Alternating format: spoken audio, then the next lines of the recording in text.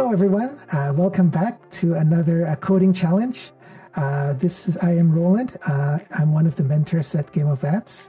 And it's kind of a bittersweet this episode because this will be our final coding challenge for this season. But we're really excited with all the people who've participated. Tonight with me, I have Ronald. Hello, Ronald. Hello.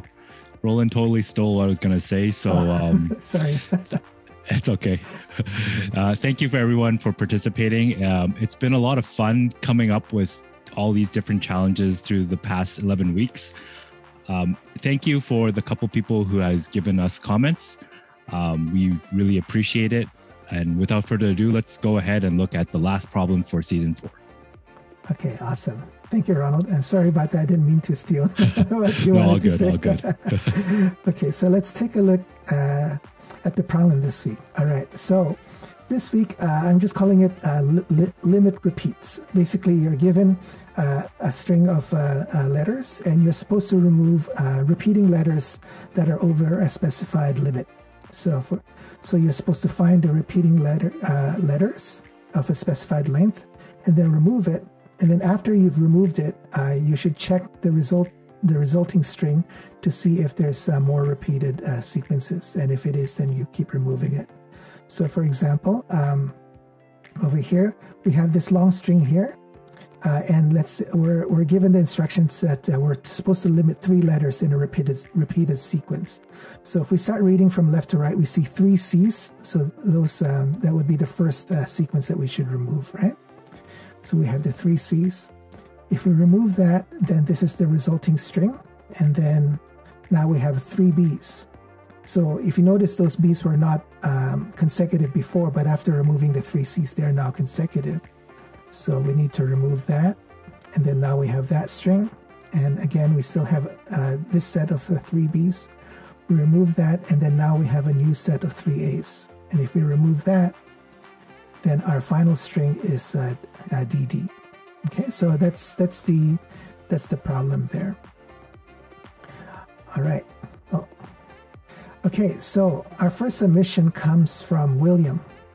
So this is William's code. Before we jump into his code, I'm just gonna walk you through his algorithm. So he uses stacks, which is great because we haven't introduced stacks in the program, but William obviously either picked that up on his own or he researched how to use stacks. So that's great. Good on you, William. So he has 2 stacks, one called stack and one called char count. And what he does is he takes the first letter and he puts it into the stack. And then correspondingly, he puts in the number 1 because there's only 1 A so far in the sequence. And then he takes the next letter, which is a B, he puts that into the stack. And since B is different from A, then the count for B is also 1. Okay, and he does the same thing for C, puts it onto the stack. C is different from the last letter on the stack, which is a B, so he puts a 1 there as well. Okay, now the next letter is a C, so he puts that onto the stack, but since it's identical to the previous top of the stack, then what he does is instead of inserting another 1, he increments the 1 to a 2. So basically the 2 now counts how many C's are on the stack. And then the third C gets pushed onto the stack, and then he increments the number 2 now to 3. Now since the limit is 3, we've hit the limit, then he detects that, and so then he pops off all 3 C's, and he also pops off the count, which is 3. So now the stack looks like this. And then he goes on and adds another B. Now, again, because the top of the stack was a B, so then he increments that number instead of adding a new number. And then another B comes on. Now the count is incremented to 3. That's the limit, so he pops all that off. And so we continue on. He adds an A, increments the number to a 2.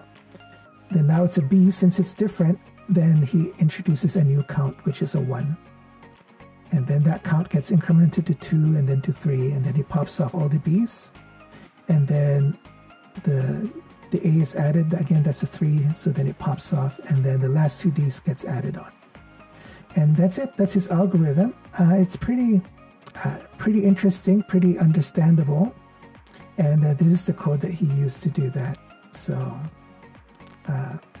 So what do you think, Ronald?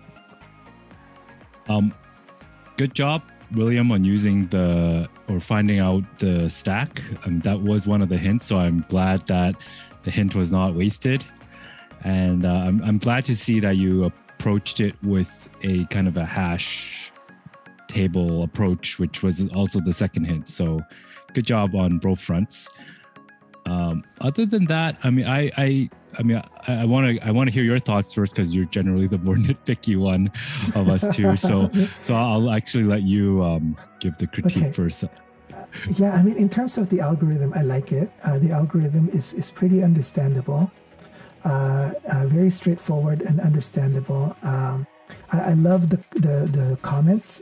So good job, William, on all the comments. It makes it really easy to read and easy to understand. So good job on that.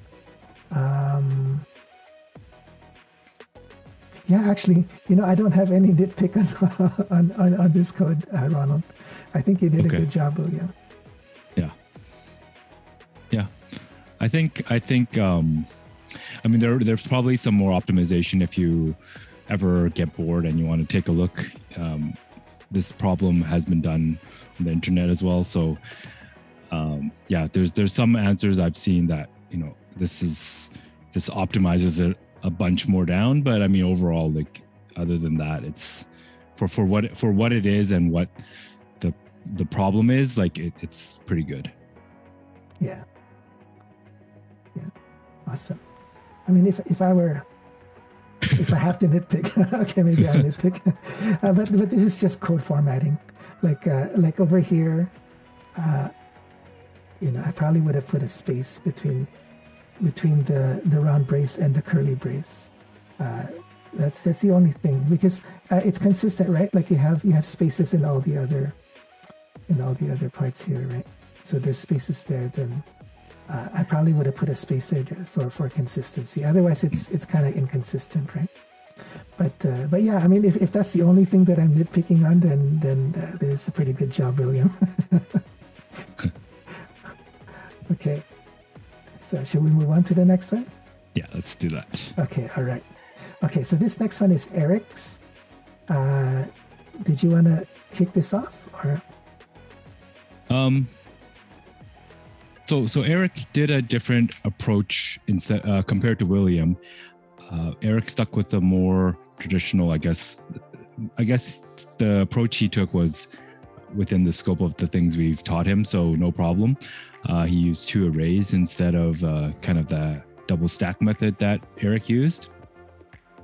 But for the most part, for the code style, I would say the one thing was that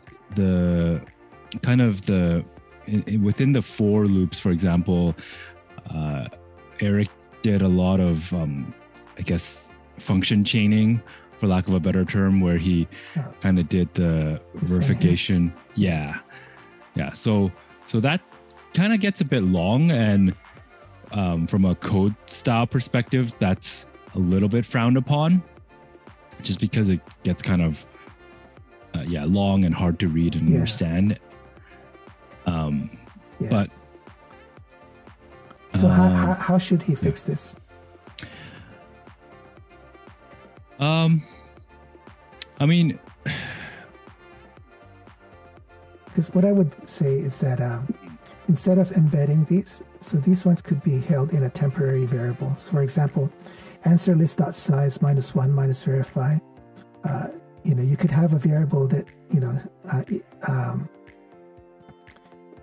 that represents that, right? And that variable could be named in a way so that it's easy to understand. So the name itself will tell the reader, what does this value stand for? What is answer list.size -1 minus verify?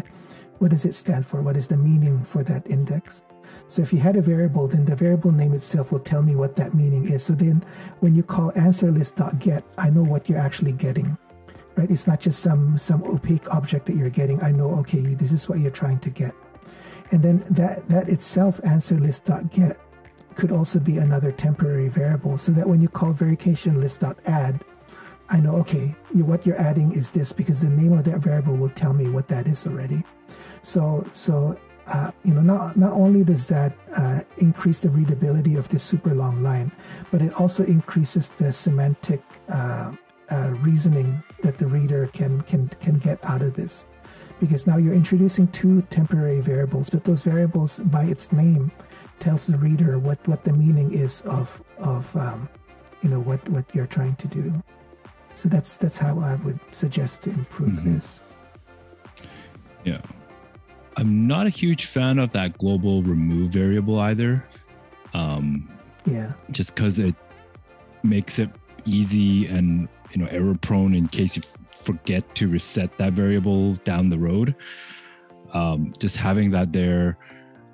I'm not a huge fan of having a global variable like that when you can probably refactor it so it's not needed at all, and you just do the remove function somehow directly when you find out you need to remove it. But I guess without diving into the code a little bit deeper, that's my kind of nitpick about that. Yeah. Or even, does it need to be up in the scope, right? Because we talked about this in one of our critique videos too. We want to reduce the scope of a variable to the smallest scope possible. So right now with Boolean up here, it basically has the same scope as the entire function, right? But is it really needed? Because it's only used actually inside your for loop. So can this variable actually be declared here so that the scope is only inside the for loop? So those are things that you have to ask yourself, Eric, when you're defining a variable.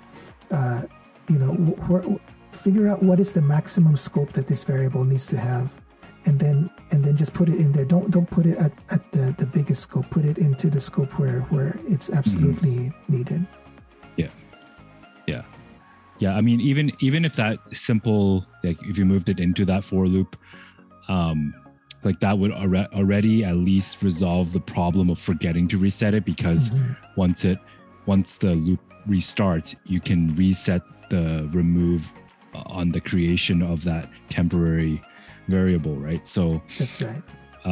At least even if you don't refactor it and you just move that scope down, that would at least solve one of the kind of potential error points. That's right. By having that variable there. Yeah, like what Ronald is saying, instead of just putting Boolean remove, maybe you would initialize it to Boolean remove equals to false, right? So that at the beginning of each for loop, you always know, okay, it's always starting with a false value. Because right now, the way it is, it's, we don't know what value it starts with.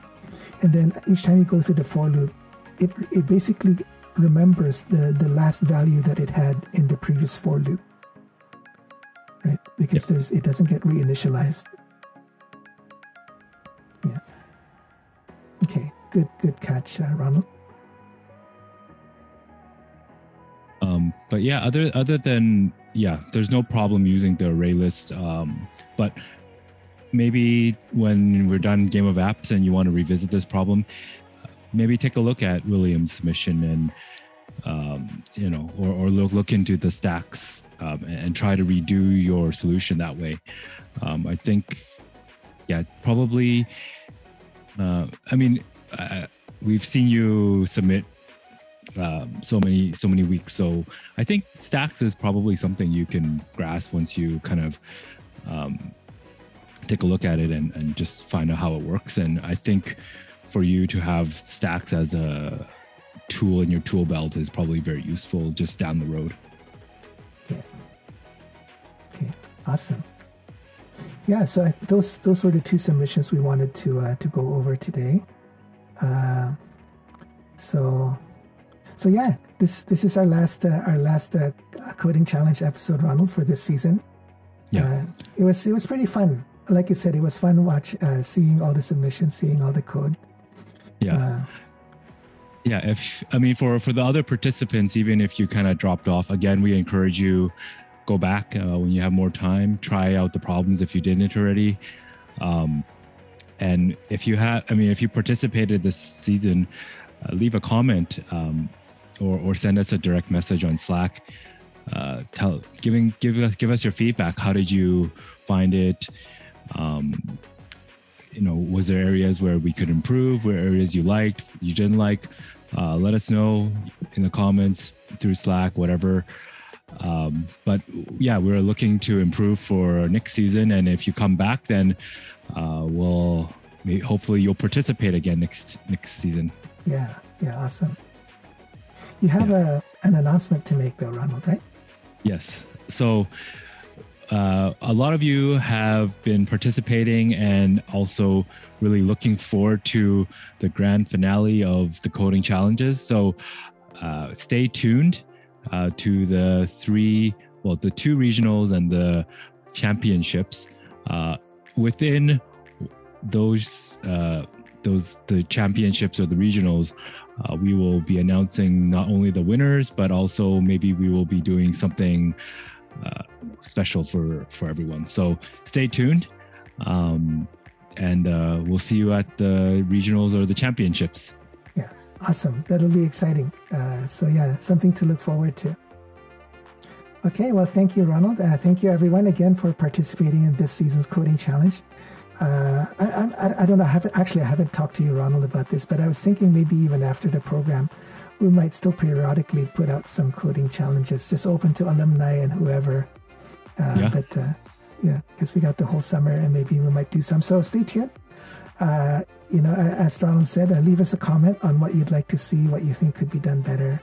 Otherwise, thank you so much for participating this season. And don't forget the big surprise of the Coding Challenge Grand Finale during our championships. Okay, thank you again. See you soon. Bye-bye. Bye.